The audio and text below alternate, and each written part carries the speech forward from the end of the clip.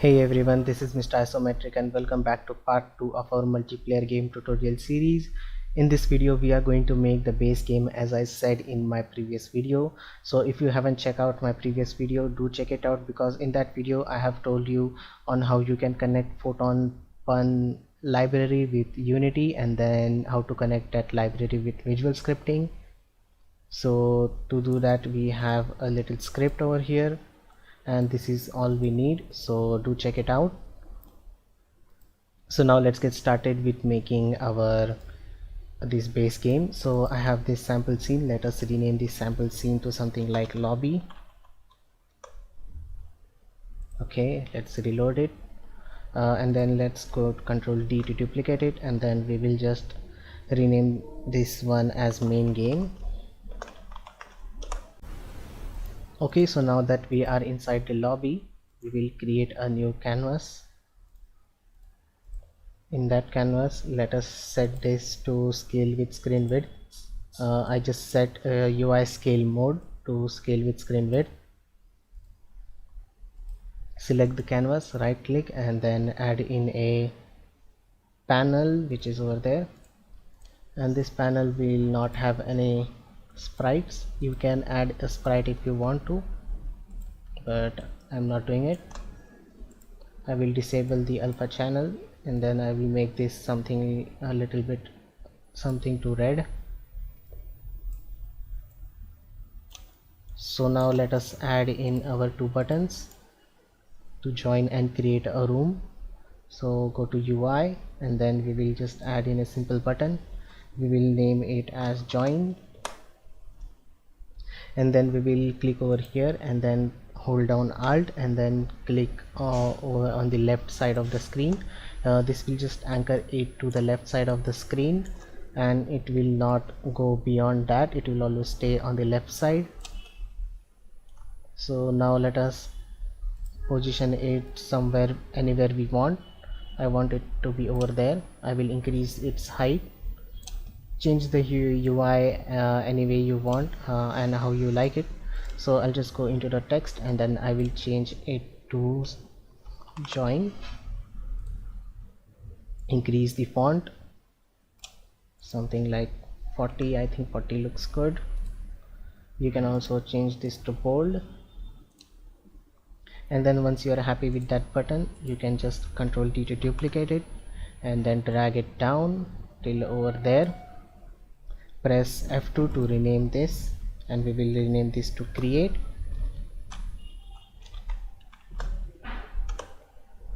Once you do that, just go into the text and then change this to create.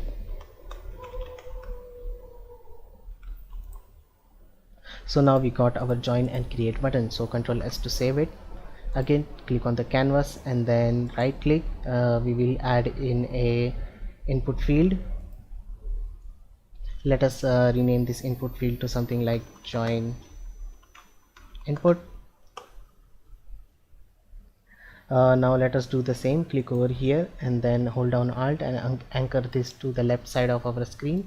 You can now drag and drop it to anywhere you want. I will just change its width and its height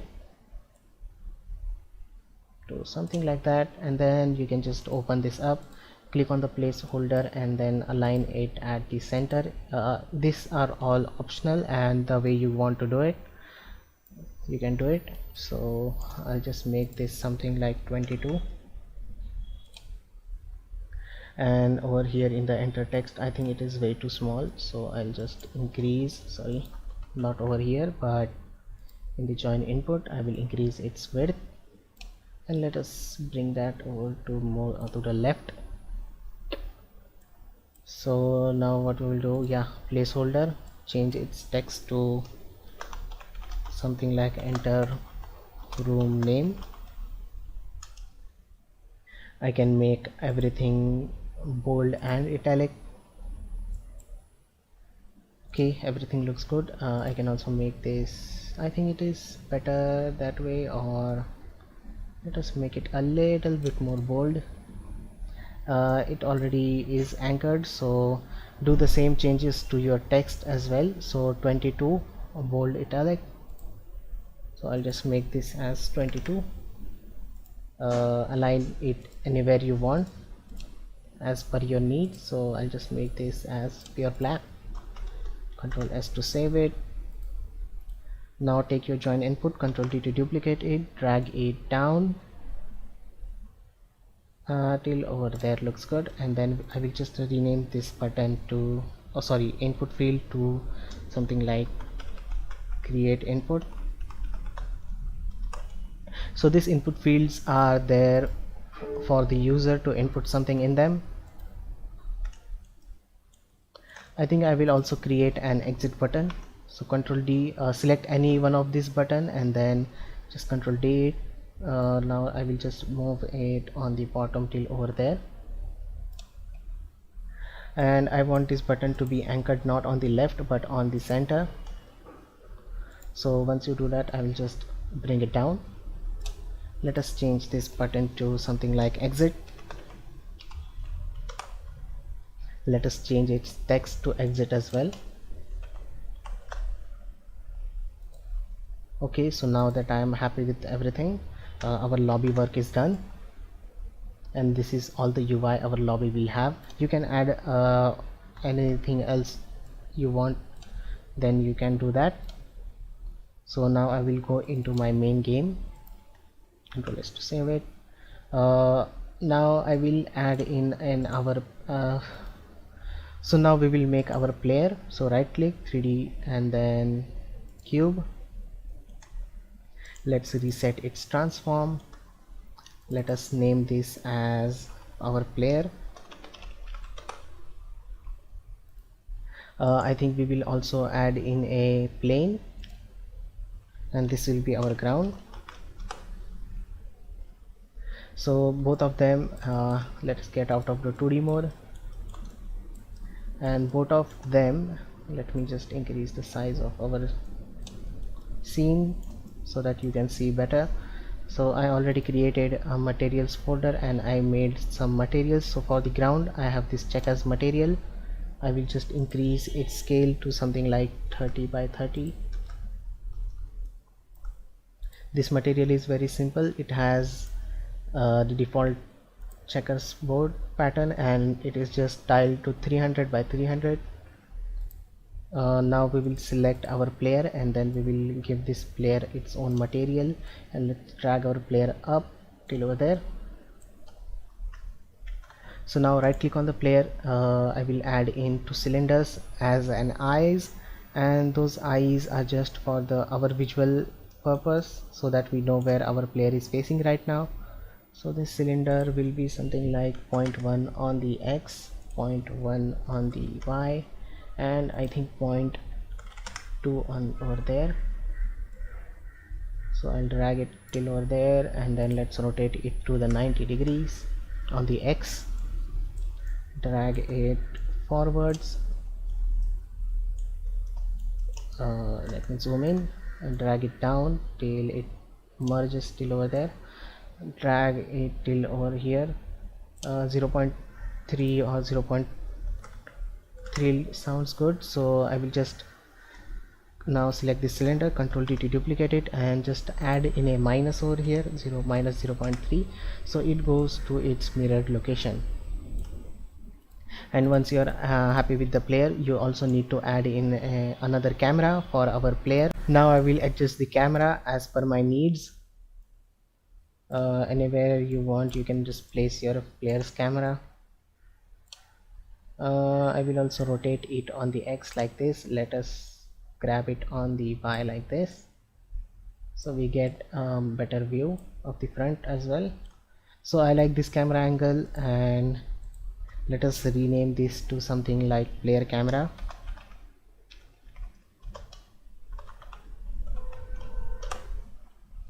So I think our player is ready, and that's all it needs.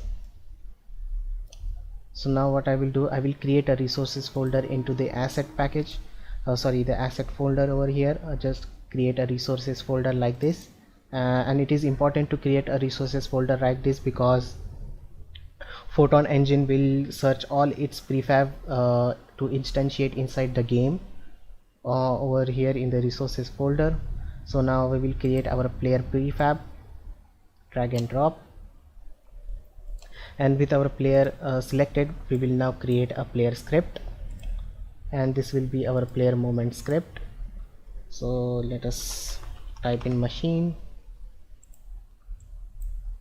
Let's create a new flow macro. I already created a macros folder. I will just now rename it as player movement.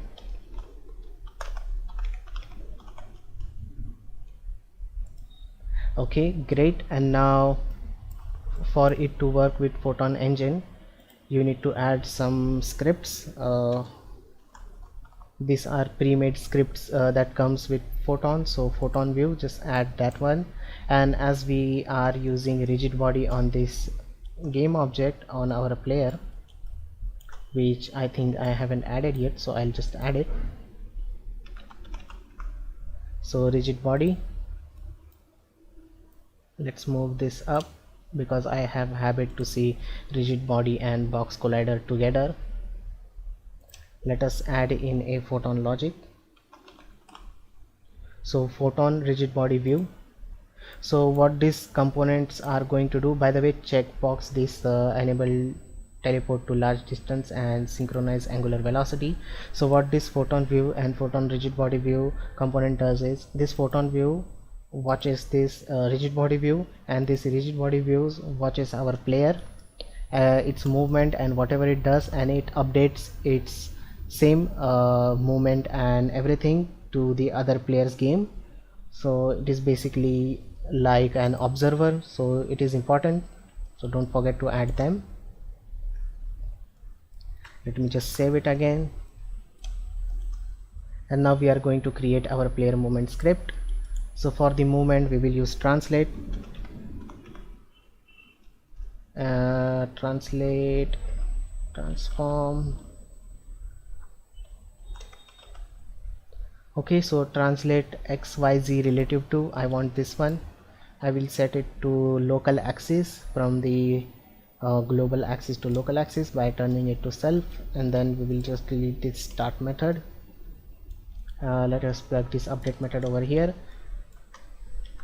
Now I will, for the input from the keyboard, I will use get axis, and we will take the axis name. Axis name will be horizontal, and the second axis name will be vertical.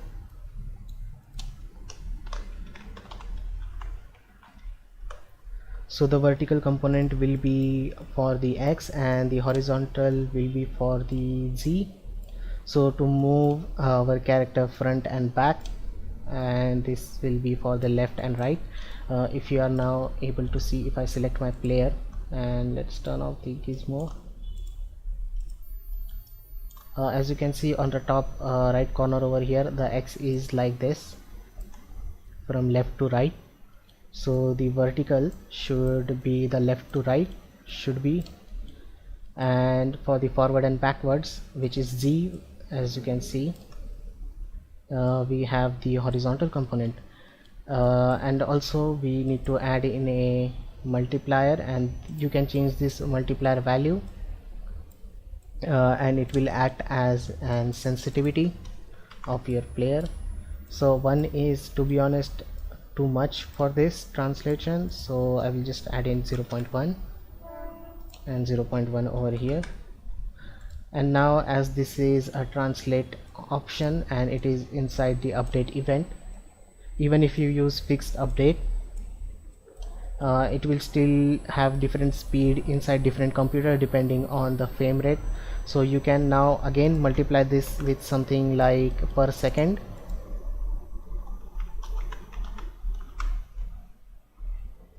So it is a scalar value per second, and once you do that, you will get a stable value for same sensitivity in all the PCs with the same frame rate, or like fixed frame rate. It's like a multiplying with the delta time, you have to do that, but I won't be doing it because the game is on the same PC and that is mine. So yeah. So after translation, we also want to rotate our player with our mouse. So what I will do, I will again take this one, I will say mouse X, and then we want to rotate it, so we will use transform axis angle, which is over here, axis angle relative to. So I think not this one, we just got the angles directly. I want to use axis angles, so transform, and then we need to find axis angle relative to this one.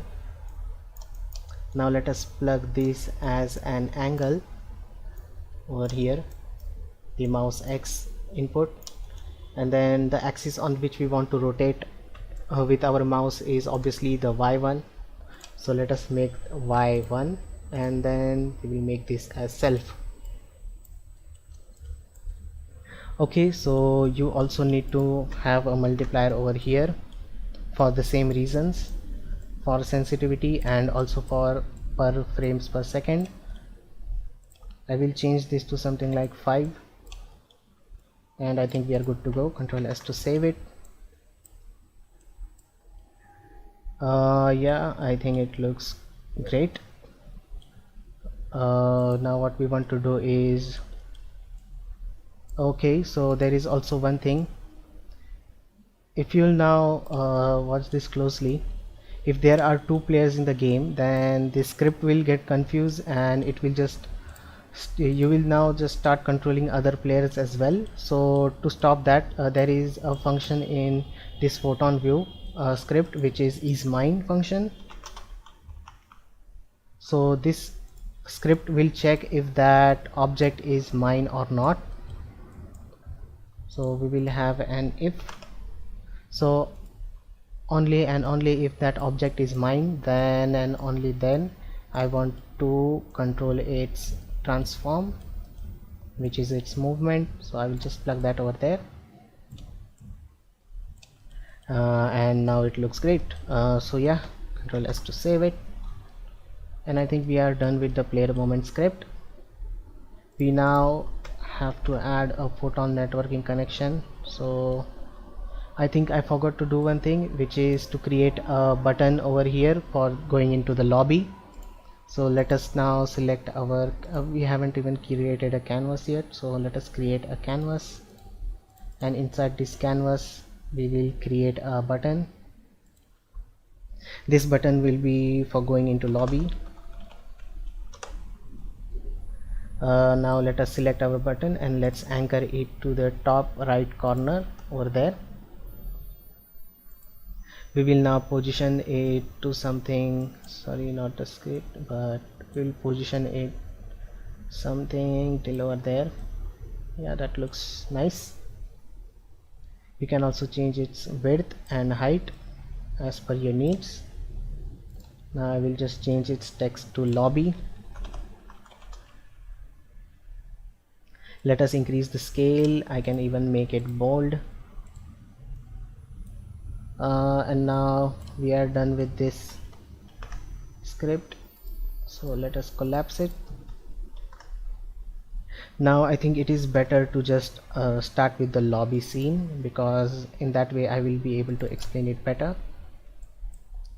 Now what we will do, we will create a new empty game object and let us name it as Photon. This empty game object will hold all our Photon script required for networking. So yeah, add that one, and then we will just create a new script, which is our machine. We will create a new script machine, and I will create this as an embedded. And the reason why I am creating this as embedded, because it is not going to be deleted. This Photon game object will stay over here and will not get deleted. So something like players which will get spawned and deleted again and again, it is better to make a flow macro instead of the embedded graph. So yeah, do that.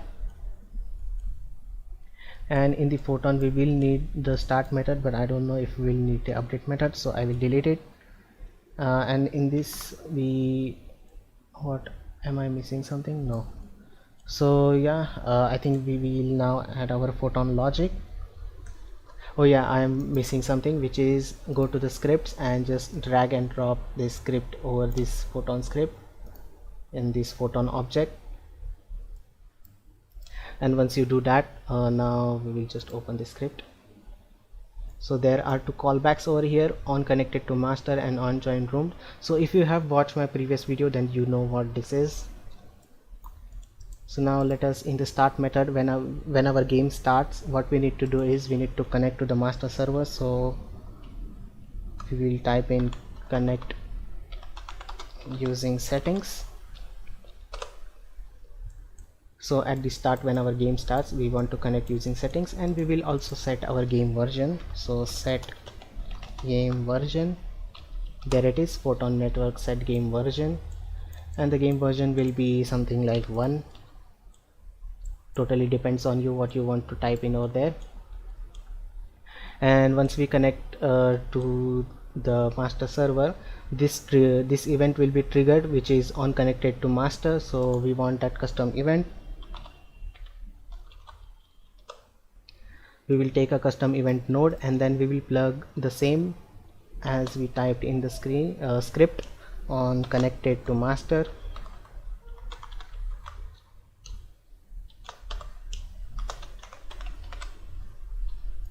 And now this trigger event will be triggered, and once we connect to master, we want to join the lobby. So lobby, and here it is, join lobby, and that's it.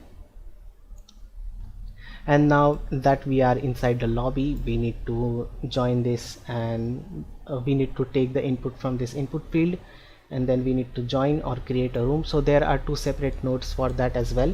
So there is a node something like join room. These are inside the room options.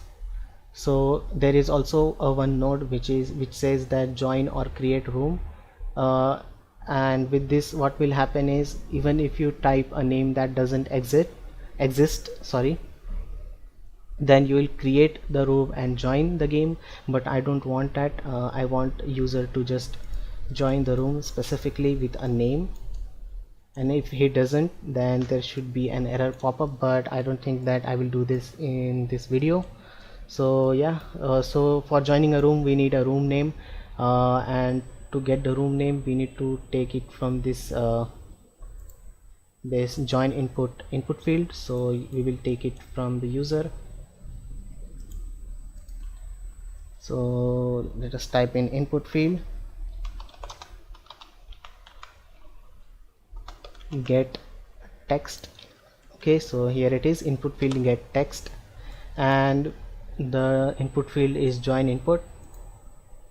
Just select the join input and just plug that right over there. The expected users are optional, so I will just pass in a null, and we want to join room when we click on this button. So we will just select on button input, sorry, on button click. I always miss this click. So just plug that over there and select your button, which is join. Here it is. I will now save it. Okay, so now we will do the same with our create room. We need both of this text, so Control D to duplicate it. We will now change this to our create button, and we also want this text, so just select the create input. And now what we will do is we want to create a room. So just type in create room. Wait a minute, I'll search over here, create room, and the first option says create room, room name, room options, type lobby, and expected users. Select this one. Let's plug this event over there, and the room name will be typed by the user. Room options, we need to create that, so we will just go into the full screen mode for this one. Control S to save it, right click, and then just type in create room options.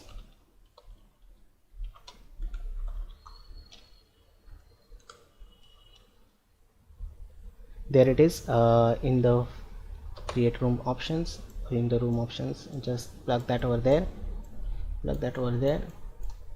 and then we can also do one thing. We can set the maximum number of users. This is totally optional. If you want to do it, you can do it. So I'll just do it, set max player.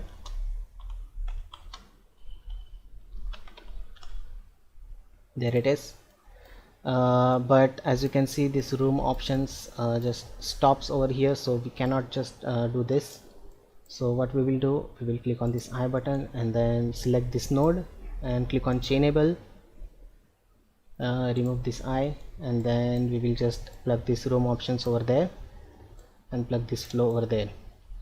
So the typed lobby, we will pass in a null because it is optional. Also for the expected users, just pass in a null. So yeah, that's it. And after doing this, if this node is triggered, we will join the room, and also if we create a room, we will automatically join that room after creating it. So what comes next is what we will do after joining a room. So when we join the room, we need to change our level from this lobby to our main game. I mean, like, we need to just change our scenes. So how to do that? Because there is a on join room event, custom event. So I will just control D to duplicate it from over here. I will plug that till over here. So on join room,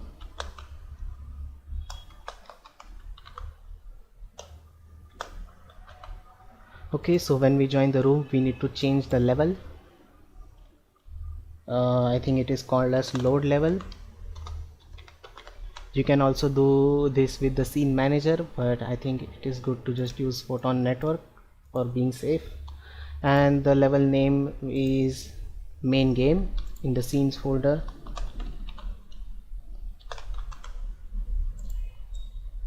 Great. So now we will, so over here we are just now like loading that level, and I think we don't need to do anything much extra. Okay, we forgot the exit button. So I will just have on button input. I think on, yeah, it is on button click. I again forget the click, and then this time this will be the exit button. So the thing I'm selecting over there is actually this one, this exit button, which is this. So whenever I will click this button, this event will get triggered, and we need to just quit the application. There it is, application quit. That's it. And I think we are done for the lobby section. So I will just Control S to save it. Let us go into our main game,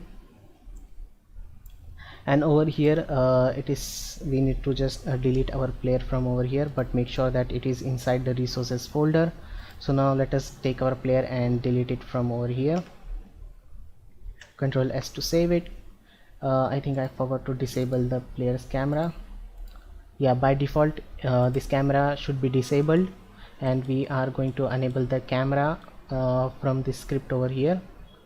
And I think that script is not over here but in the Photon section. So yeah, just disable the camera, you'll know what we are going to do. Control S to save it. Let's create another empty game object and reset its transform. Also let us rename this to same, something like Photon or networking manager. I will create a Photon, and let us drag and drop the same script which we made in the previous tutorial, and then we will also add in a new machine. Let's make it embedded. This will be also our Photon. So we need a start event, and in the start what we want to do is we want to put our player in the game, which is instantiation. So I'll just type in instantiate.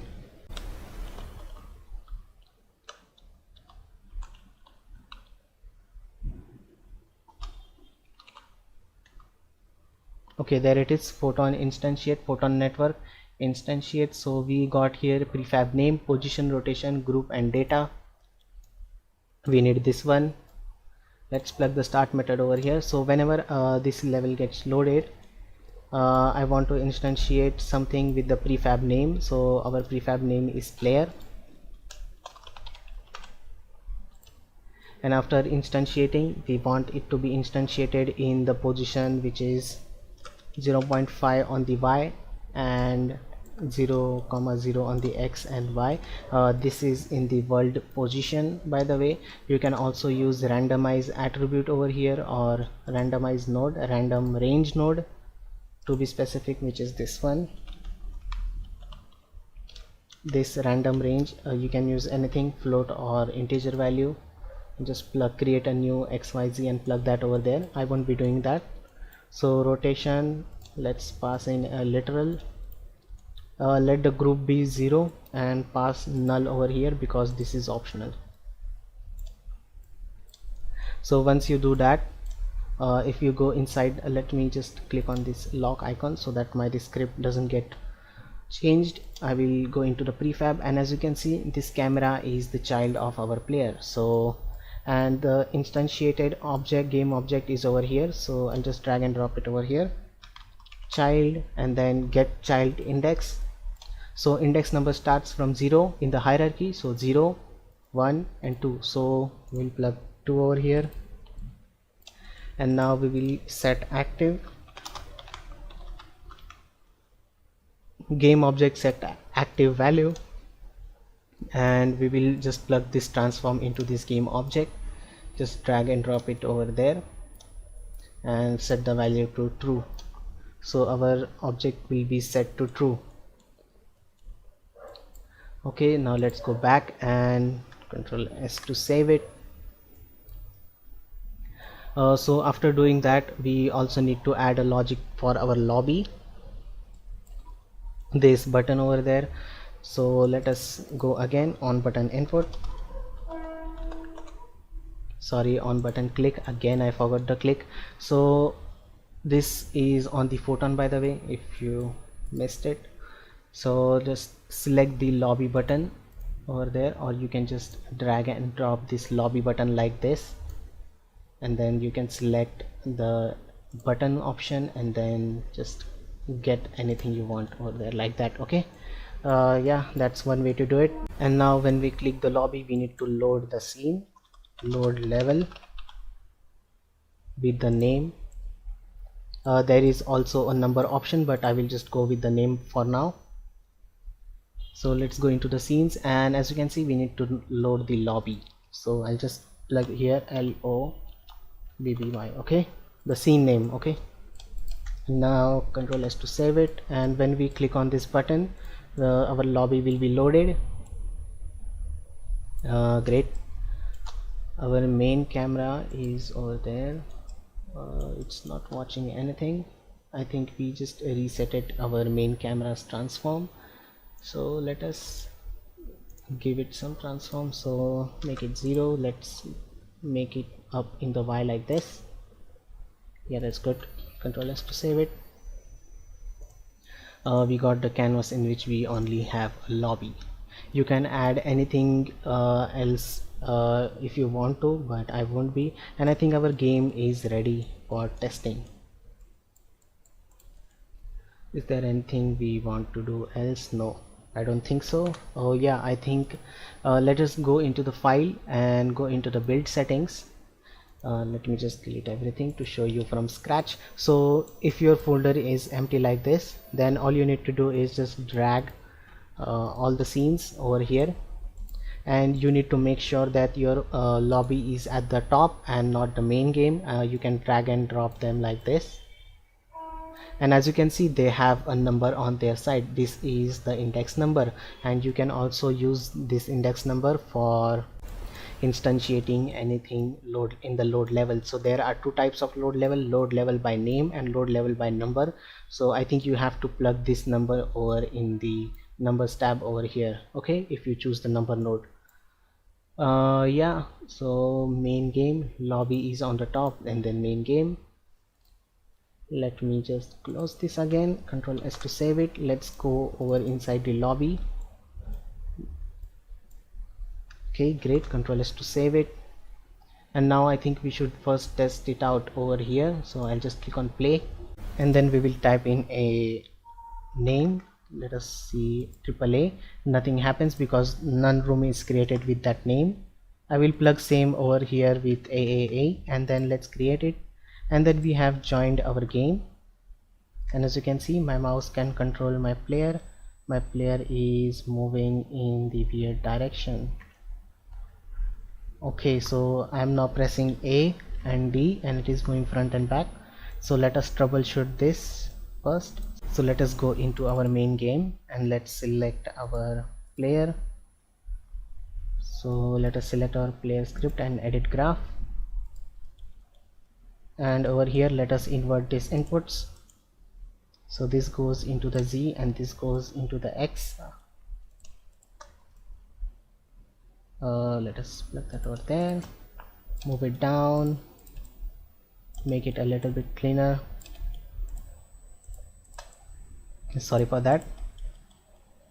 Okay, great. Control S to save it.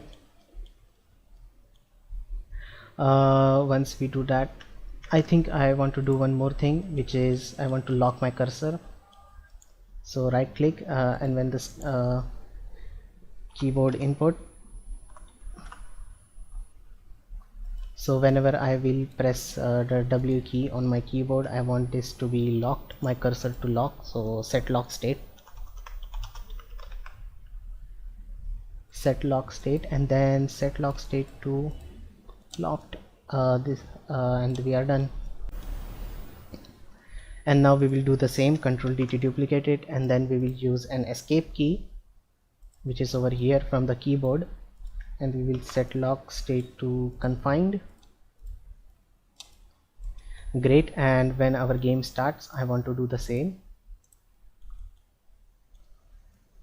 So yes, it will work now. So at the start our cursor will be locked automatically.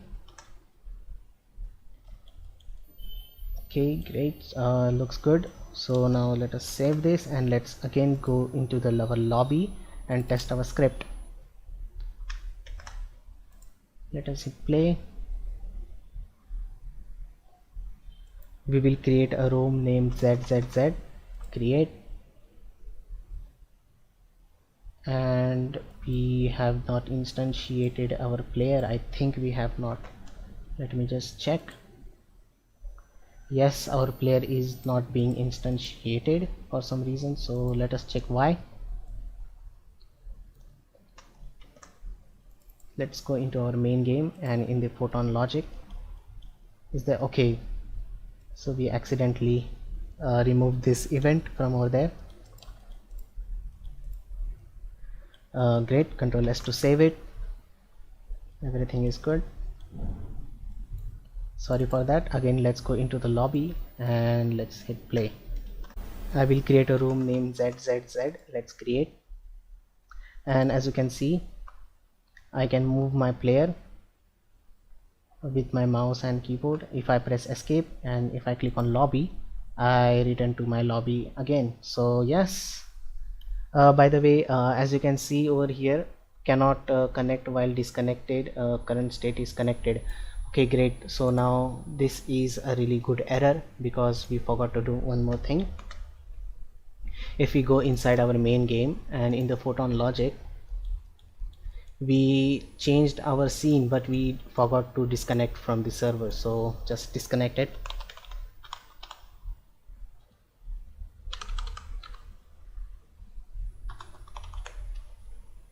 So Photon network disconnect, and that's it. I think we should first disconnect and then change our scene. This will be much more preferably correct way to first get disconnected and then change our scene. Control S to save it, and now this error will be not over there. So everything is working right and we have successfully created our game. But I will now show you how to create a development build to test this game. So just go to the build settings, check on this development build and click on this build. Make sure that you have lobby and main game over there. Click on build, and then I will just create a new build folder. Inside the builds folder, I will create again a folder naming as 1. It is like my first attempt. So just select this folder and it will automatically create our game. So it has created my game and I will now test it. I will minimize everything. Okay, so now let's test our game. I will just open my game twice. Let's place this over here. Let's place this over here. And I have made these games in windowed format with a low resolution just to make it easier for me to debug it. You can do this as well if you just go inside your player settings. There is the resolution and presentation, so just set this to windowed and whatever resolution you want. And now I will create a room in this with the name ZZZ. Let's create it, and then we have successfully joined our game. Let me just go to the another game and let me join with the name ZZZ, and we have joined in our game too. So as you can see, it is a bit laggy because both the games are on the same computer. It won't be laggy, it will be smooth. I can now interact with the another player. I can now go to the another game and I can move that player. I can interact with it with its collision. I can move this player, and then I can again go into the lobby and I can join in again, as you can see, and we are again back. So until and unless someone is there in the game, you will be able to join the game. So let us go back to the lobby and exit the game. Now over here as well, let's go into the lobby and exit the game. And I think thank you so much for watching this video. Hope you all liked it, and it was a pretty long video, but hopefully this will create some familiarities or a base for you to understand how Photon works and how easy it is to use the Photon with Unity. So yeah, don't forget to like, share and subscribe this video. Yeah, and I'll see you in the next video in which we will create a first-person shooter game. So yeah, thank you so much for watching. I'll see you in the next video. Bye bye.